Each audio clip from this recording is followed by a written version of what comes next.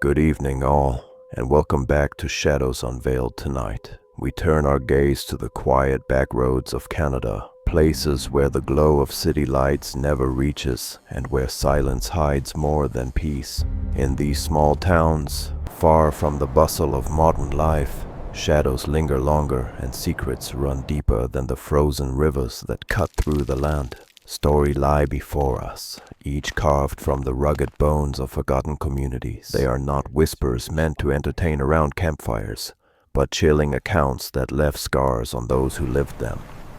From the icy fishing harbors of Nova Scotia to the remote logging towns of British Columbia, the tales we uncover tonight reveal a truth darker than folklore. Sometimes the most frightening creatures are not legends lurking in the wild, but neighbors, friends, or even family. These are stories of trust shattered, of innocence stolen, and of nightmares that never end with the dawn. They remind us that in Canada's most isolated corners, screams can fade into the trees, carried away by the wind, unanswered for generations. If you're new here, be sure to subscribe, Shadows Unveiled too, and ring the bell so you never miss when the darkness speaks again. My name is Detective Laura Bennett, and in the 12 years I've served with the RCMP detachment across northern Saskatchewan, I've faced my share of unsolved mysteries. We've had cases of hunters who vanished into the woods, cabins found abandoned with meals still warm on the table,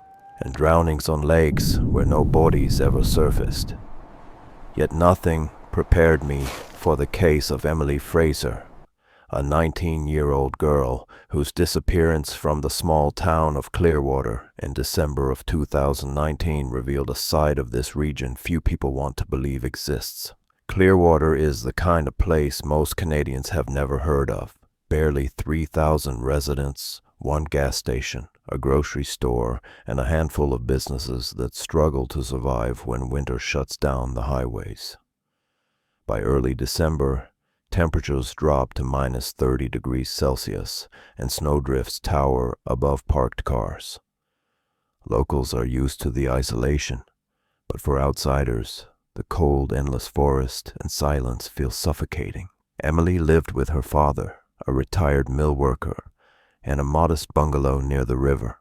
Her mother had passed away years earlier, leaving Emily to grow up with more responsibility than most kids her age. She was bright, ambitious, and everyone in town knew she was saving money from her cashier job at Dawson's General Store so she could study veterinary science in Edmonton. People described her as dependable, friendly, and with a streak of stubbornness inherited from her father. On December 14th, Emily worked the evening shift, finishing at 9 p.m. A co-worker remembered seeing her leave with a winter coat zipped up to her chin and a canvas tote slung over her shoulder. She waved goodbye and started walking down Main Street toward the river, where her father's truck was supposed to pick her up, but she never made it home. The call came to our station at 11:30 p.m. Her father, Robert Fraser, reported her missing after waiting 2 hours at the rendezvous point. "She's never late," he told me on the phone, his voice trembling. "Something's wrong. I can feel it." At first, we thought it might be a typical case of a teenager staying over at a friend's without notice. But by morning, when the temperature had plummeted and Emily still hadn't returned, we knew something far more serious had occurred. I began canvassing the town with 2 other officers, starting with the general store. The security footage from that night showed Emily working the register, helping customers, and finally clocking out at 9:02 p.m. She pushed open the glass door, looked both ways, and stepped into the snow. But what struck me was the faint reflection of headlights in the glass as the door swung shut. A vehicle was idling at the curb.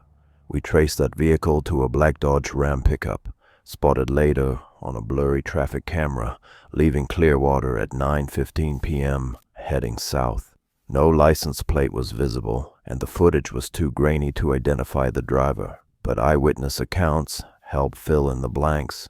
A waitress from the only diner in town recalled a man sitting alone in a corner booth that evening, tall, late 40s, rough-looking, with a trimmed beard and a heavy parka. He asked her how far it was to Saskatoon and if the back roads were plowed. He paid in cash and left without finishing his coffee. Her description matched another sighting from a trucker who swore he'd seen the same man loitering near Dawson's General Store parking lot around 8:30 p.m., just before Emily's shift ended. The deeper I dug, the more unsettling the picture became. Rumors circulated that Clearwater had become a stopover point in a trafficking corridor stretching from Manitoba to Alberta. The long highways, the isolation, and the lack of resources for local police made it a perfect blind spot.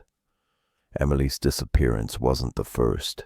2 other young women had gone missing within 200 kilometers of Clearwater in the last 5 years, their cases unsolved and largely forgotten outside their families. The investigation escalated when we pulled cell phone records. Emily's last activity was a text sent to her father at 8:55 p.m. "Heading out now. See you soon." After that, her phone went dark. But tower data showed a brief ping near a logging road 20 kilometers south of town at 9:40 p.m., an area notorious for being a dumping ground for stolen vehicles and contraband. We sent a search team to scour the road. For hours, officers combed through snowdrifts, abandoned sheds, and ditches lit only by the beams of their flashlights. Finally, one of the cadets found something: Emily's canvas tote bag half buried in snow. Inside were her school notes, a water bottle, and her wallet, but her phone was missing. At that moment, I knew we weren't looking at a runaway or an accident. Emily had been taken. The RCMP's trafficking unit from Regina joined us, bringing resources I didn't have access to. Their analysts connected the black pickup to similar vehicles seen in reports tied to suspected trafficking rings. The profile of the man matched known offenders who exploited small towns, charming enough to gain trust, manipulative enough to lure, and ruthless enough to disappear without a trace. What chilled me most was the thought that Emily, a young woman full of dreams, had been targeted simply because she lived in a place where help was hours away. In these small towns, predators don't need to hide in the shadows of big cities. They just blend in with the loggers, the truckers, and the construction workers passing through. And as I stared at that abandoned tote bag in the snow, I realized something I would carry with me for the rest of my career. In the Canadian wilderness, it's not the howls of wolves or the cracking of ice you should fear. It's the footsteps of the stranger who knows no one is watching. The more I dug into the lead, the more I realized just how carefully planned this abduction had been. Traffickers don't strike at random. They groom, they prepare, and they wait for the exact moment when no one is watching. Emily hadn't been chosen by accident. She was a responsible young woman with ambitions, someone looking for a way out of the cycle that small-town life often traps people in, and predators feed on that hope. Detective Moreno and I returned to the cafe to press Linda for more details. At first, she stuck to the story she had already given me, that Emily had never mentioned anything unusual. But after an hour of steady questioning, Linda finally admitted something she hadn't told me before. A few weeks prior, Emily had confided in her that Alex Turner had offered to connect her with a job in Vancouver. Supposedly, it was a hostess position at a high-end restaurant. The pay would be enough to cover tuition and living expenses. Linda said she had warned Emily to be cautious, but she hadn't thought much of it at the time. People in towns like Clearwater Ridge often dream of escape, and the promises of outsiders can sound like salvation. With this information, Lisa began pulling strings through her contacts in Vancouver. Within 24 hours, we had confirmation that no such restaurant job existed. Worse, the name Alex Turner came up in connection with another investigation in Alberta 2 years earlier, where a man using the same alias had been suspected of recruiting young women from small towns before they vanished. The case had gone cold, but the pattern was unmistakable. The SUV, however, remained our strongest lead.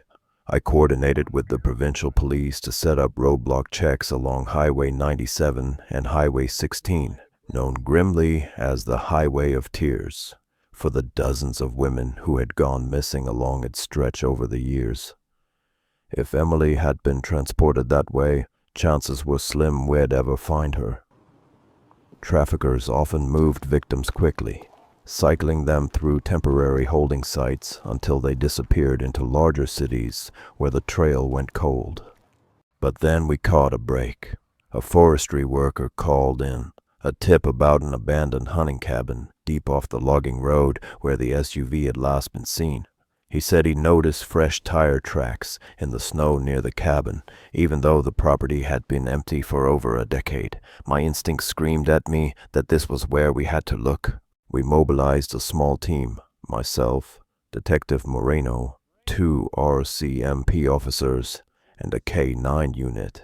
The trek into the woods was grueling.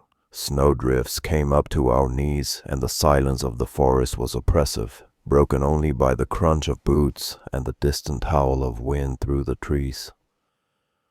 When we reached the cabin, its windows were boarded, and the door was secured with a rusted chain. The dog began barking and pulling toward the structure, a sign that human scent was inside. We forced the door open and stepped into the stale air. The interior reeked of damp wood and cigarette smoke. There was no sign of Emily, but what we did find chilled me to the bone. In the corner of the room was a makeshift mattress, empty food wrappers, and discarded rope. On the wall, someone had carved initials, E.F. Emily Foster. She had been there, maybe only hours before. Scattered across a table were maps, scribbled notes, and prepaid cell phones. One of the notes contained a name we hadn't heard before, Dalton. Next to it was a phone number with a Quebec area code. Lisa's expression darkened. She recognized the name immediately, Richard Dalton, a known trafficker with ties to organized crime across Canada. He had been on law enforcement's radar for years, suspected of running recruitment rings in rural communities and moving victims eastward toward Montreal. It became clear that Alex Turner was no small-time predator. He was a recruiter, a frontman working for Dalton's network, and Emily had just become another pawn in their operation. We bagged the evidence and pulled surveillance on the phone numbers. Cell tower records showed activity pinging from multiple locations between Prince George and Kamloops. The traffickers were on the move, using the highway system to shuttle Emily farther from home. Every hour counted now. I'll never forget the moment Jason, Emily's younger brother, asked me if she was still alive. His eyes were wide, filled with a mix of fear and hope that no 15-year-old should ever have to carry. I couldn't give him an answer, not an honest one, but I told him we were doing everything possible to bring her back, and I meant it. By day 5, the investigation had ballooned. Federal agencies joined the search, and coordination stretched across 3 provinces. Lisa's expertise proved invaluable. She explained how traffickers often staged meetings at truck stops, diners, and motels, places where cash was common and questions were rare. We focused our surveillance on these hotspots along the major routes. Then came the second break. Security footage from a truck stop outside Kamloops showed Emily alive, walking with 2 men. Her posture was tense, her eyes downcast. She wore the same winter coat from the night she vanished. The men flanked her closely, one guiding her by the arm. They entered the back of the truck stop, out of view of the cameras. Moments later, a dark semi-truck pulled away from the lot. For the first time since her disappearance, we had visual proof that Emily was still alive. But that proof also deepened the urgency. The semi-truck was untraceable, one of thousands that crisscrossed the highways daily. And just like that, she was gone again, swallowed by the machinery of a network that thrived on invisibility. We didn't know it then, but we were standing at the edge of a case that would expose one of the most organized trafficking rings ever uncovered in Western Canada, and Emily Foster's survival depended on how fast we could unravel it. As for Alex Turner, whose real name may never be known, he vanished into the system of aliases and false identities, but his shadow lingered. The investigation proved that traffickers are like ghosts. Remove one, and another emerges to take its place. The appetite for control and exploitation guarantees that predators will always circle the most vulnerable, especially in the quiet corners of Canada where suspicion rarely falls. The Emily Carter case reminded me that evil rarely announces itself. Sometimes it looks like a helpful classmate offering advice. Sometimes it wears the face of a mentor, promising escape from small-town limits. And sometimes it hides in the very places meant to protect us. Schools, neighborhoods, and friendships, waiting for the moment when trust can be turned into a weapon.